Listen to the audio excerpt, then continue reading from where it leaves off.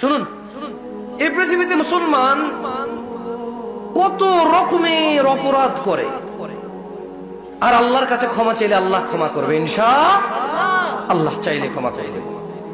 Even মুসলমান নানা ধরনের অন্যায় অপরাধ করতে করতে ক্ষমা চাইছে, ক্ষমা চাচ্ছে, ক্ষমা চাইবে, মরেই গেল, কবরে চলে গেল, তার বিচারের মাঠে আসবে।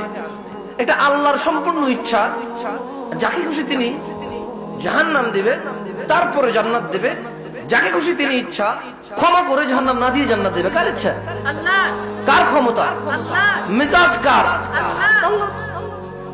কিন্তু ইচ্ছাদিগির মানুষ একটা অপরাধ যা সম্পর্কে তোমাদের রব বলছে,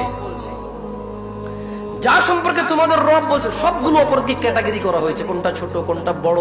সবগুলো অপরাধই বড়, কিন্তু যখন দুই রকমের অপরাধ আসে তখন একটা মাপ হয় যে কোনটা বড়।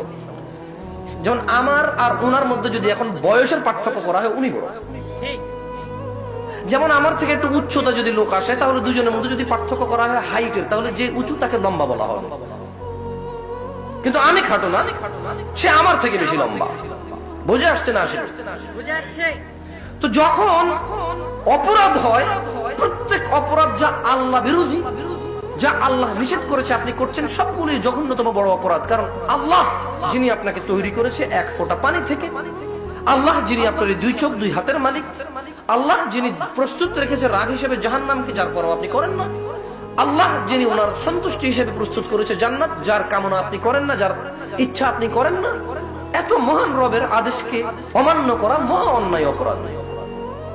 কিন্তু তবুও যখন দুই রকমের দুইটা অপরাধকে একত্রিত করা হবে, একসাথে করা হবে, তখন একটাকে কোনটা বেশি বড়, জঘন্য দুটাই কোনটা বেশি জঘন্য, এরকম মানদণ্ড করা যায়। বুঝে আসছে না? আর আল্লাহ তাআলা কোরআনুল কারীমে মানদণ্ড করেছে যে ইন্না শিরকা লাযুলমুন আযীম, নিশ্চয়ই শিরক হচ্ছে পৃথিবীর সবচেয়ে বড় অপরাধ। হে আমার ছেলে, লা তুশরিক বিল্লাহ, তুমি আল্লাহর সাথে শিরক করো না।